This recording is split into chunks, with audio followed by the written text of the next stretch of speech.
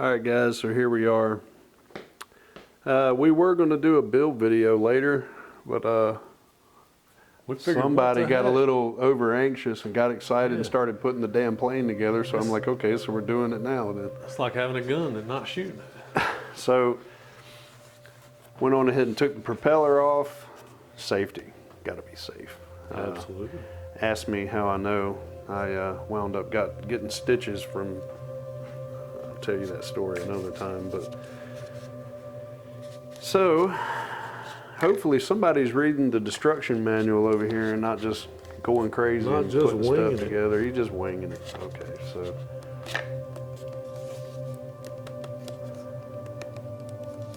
All right, so we got a little blue Loctite on our screws. Little goes a long way. Yeah, you don't need much. Now, is that going into plastic, I would assume, or is it going actually into brass inserts? Does it have? I can't see that. It looks like a metal insert. Looks like it might be.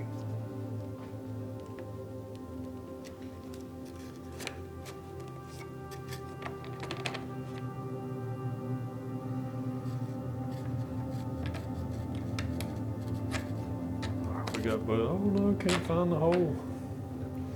All right. You can use a bigger screwdriver than that, you know. We shouldn't need to get ridiculous on these.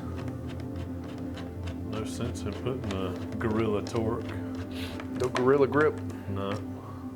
We'll use the German method of torque. So how did it go? It looks like it went right in. So it's probably a metal insert in there. Feels like it, yeah. All right, that should be good enough. Now, looking sexy. All right, we'll flip to page 2, do a little tail assembly. We already got our carbon bar in.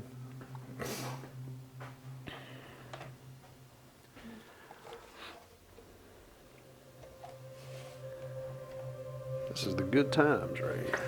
All right, I saw you kind of loosen up the hinges a little bit.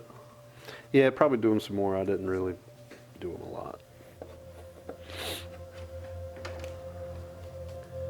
Those feel pretty good too. Yep. Now, could you tell if that actually had glue in or are they plastic hinges? I couldn't. I can't tell for the foam, and it seems like E-Flite does that a lot.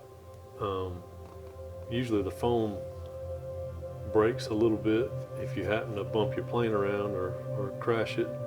Yeah. But yeah, I can't see anything in there either. I don't know if it's like a CA hinge that's in there or what. It's kind of hard to tell.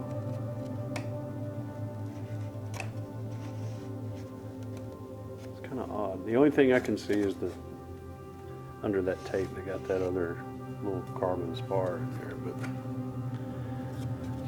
But anyway, I digress. I don't know if you noticed these on your unboxing or not. There's not a R on here for right, but there is a L for left. So only one side has an L, and the other side doesn't have anything. All right, well, I mean, I guess it's pretty self-explanatory. If you got a left, then the other one's naturally going to be right.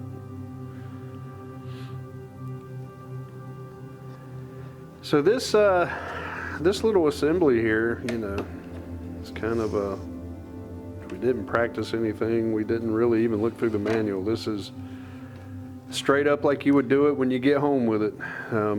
Just took maybe a little quick look at the manual, you know, got the screws out, put a little bit of Loctite on a few things, but this is going to be pretty easy assembly. I mean, it's straightforward.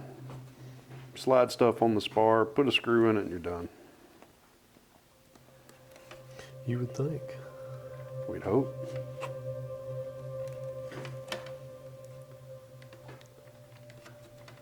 It's a little tight. Yeah, it's like I need to open it up just a little bit.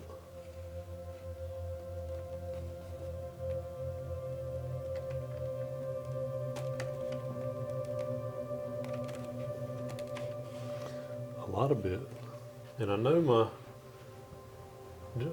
bottom is on the bottom, you know, my elevator controls right there. Yep.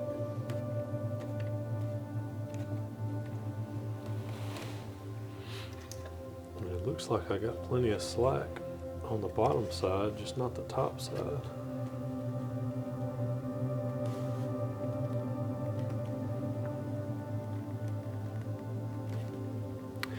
Yeah, you don't want to push on it too hard because you'll wind up shaving some of the foam off.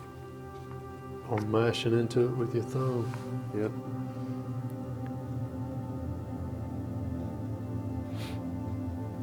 It's awfully quiet in here. It is Need a little quiet. music.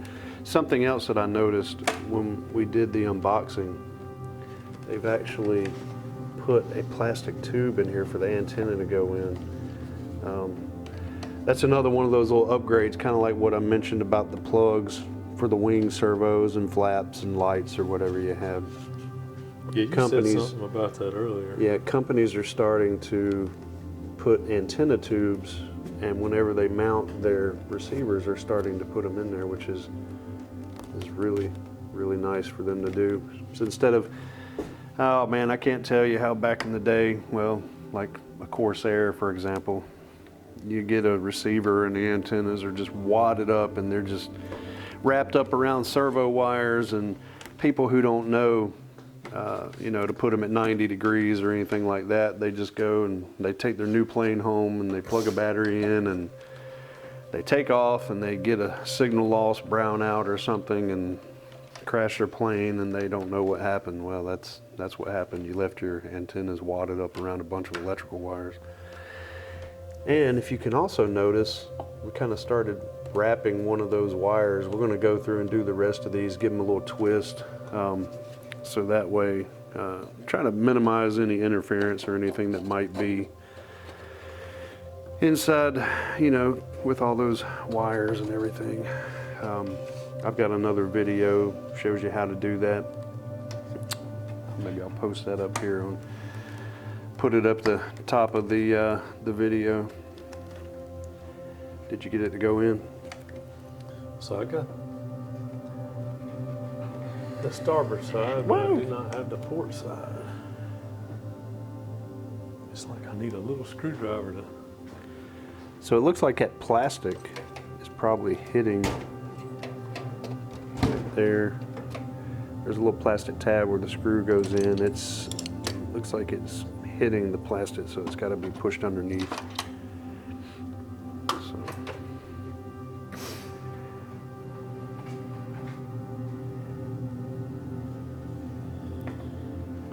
You're talking about those antenna tubes. I think my turbo timber and my air tractor both have the tubes Oh, really? in place for the antenna. I think this will be the first E-Flite plane that would it be? Yeah, I think this might be the first E-Flite plane that I've ever had. I've got quite a bit of Durafly stuff. I got some of these guys here. We got the Hummer, you've seen that. We got the old Durafly there, and I got the Tundras in the other room and stuff, but I think this is the first E-Flite. I'm having a time with this. It's kicking your arse. It is. Oh, Chuck over here is saying, man, hurry up. Ready to go fly.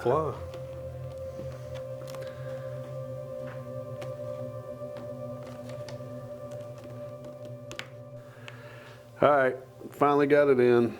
Just a little FYI, guys, you might have a hard time with that plastic little surround that's on the, I don't know, what would you call that? A little fillet, I don't know, whatever it is. But you might have to open it up a little bit to get the tail in. As you can see, it was a bit of a pita trying to get it in there.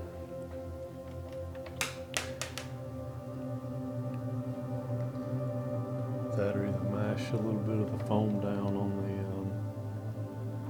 the stabilizer. Yeah. Kind of coax it into place.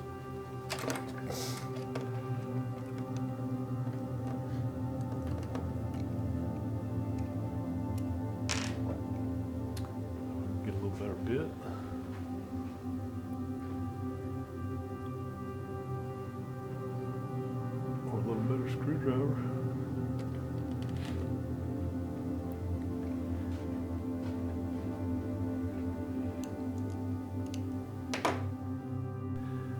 All right, guys, finally got it together here. I wanted to show you something. We got the screws in.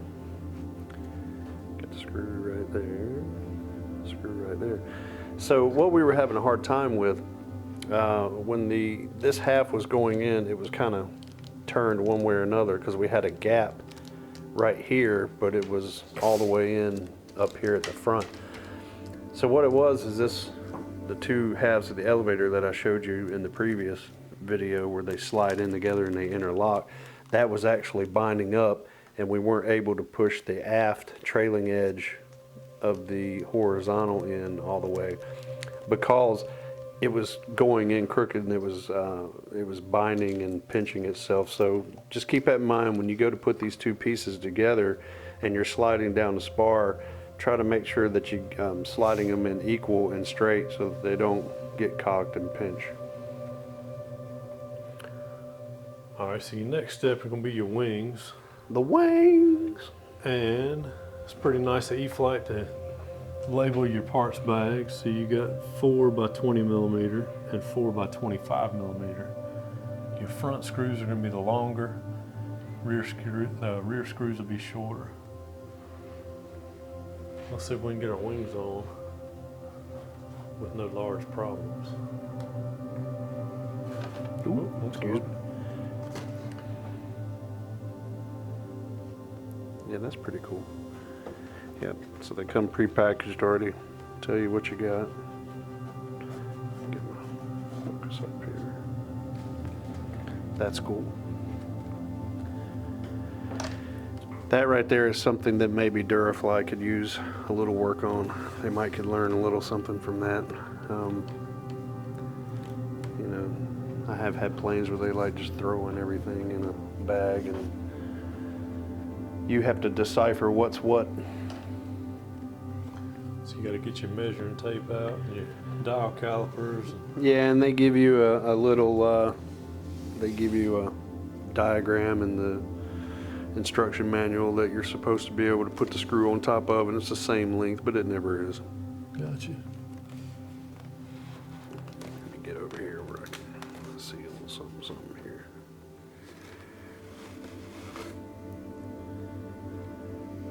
So that one seemed to go right in. Of course, as you're sliding these in, you're making your servo connection for your aileron and flap at the same time.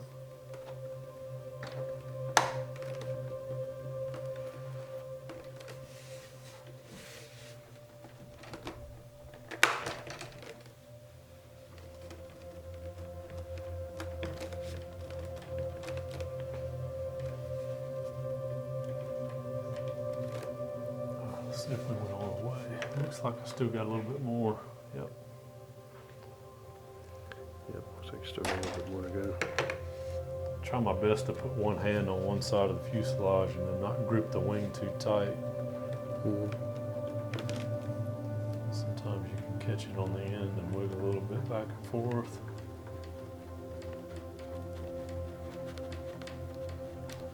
To get it to go all the way home.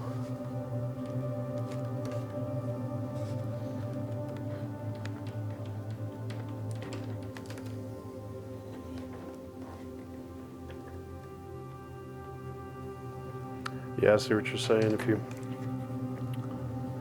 And I think the wing spar is snug enough to where if I push on one side, it pushes the wing out on this side.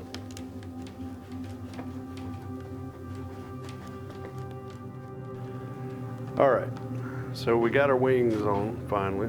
We got our 4 screws in. Note in the instruction manual, you got to have your long screws up front, shorter screws going in the back. But we had a little bit of a problem whenever we would put one wing on with the spar in, we'd slide the other wing on. Whenever we tried to send that wing home, it would push this wing out, almost as if the spar was too long. What it was, the pocket, I guess you could say the tube, had some flashing or something in the bottom of each of the wings. Yeah, probably down here in the bottom of where the bottom of the spar would be. So what we wound up having to do, take the wings off, put the spar back into the wing, and as you're pushing the spar in, kind of turn it, kind of like a screwdriver or a drill bit or something, and that'll help cut the flashing out of the bottom. And as we were turning and pushing, it kind of popped and the spar went in the rest of the way into the wing. Once we did that, we had zero problems. Everything slid on, the holes lined up, and we put the screws in, no problem whatsoever. So what's next on the dealio here? So our next step is to put the prop on. So our assembly's done. So the assembly is, so it probably would be a good idea to go ahead and bind to your receiver, mechanically adjust all your surfaces, Right. and then your very last step, put your prop on. yeah, Just to I save wouldn't put the fingers. prop on until everything's done. So, all right guys, so at this point everything's pretty much together. You know, we had a few little complications, nothing major, just little things you got to work through. So what's next, go ahead and bind the receiver to my Radio Master and figure out all the channel port assignments. I had to go through the radio, reset all that. There's probably going to be quite a bit of problems that I'm going to run into with that. There always is. But for now, I'm going to leave the prop off for safety. And I'm going to disconnect all the ball links and everything. I'm going to bind my receiver and zero everything out and start doing my channel assignments to my ports. Make sure I got my ailerons on my ailerons, elevator on the elevator, and whatnot. But yeah, so that's it for this little episode. Hope you guys enjoyed it, and if I run into any problems or anything, I'll try to cover it on a future video with this. Anything I think you might need to know or anything like that. But guys, I'm gonna get out of here, and as usual, you know the deal. To the next episode. Peace.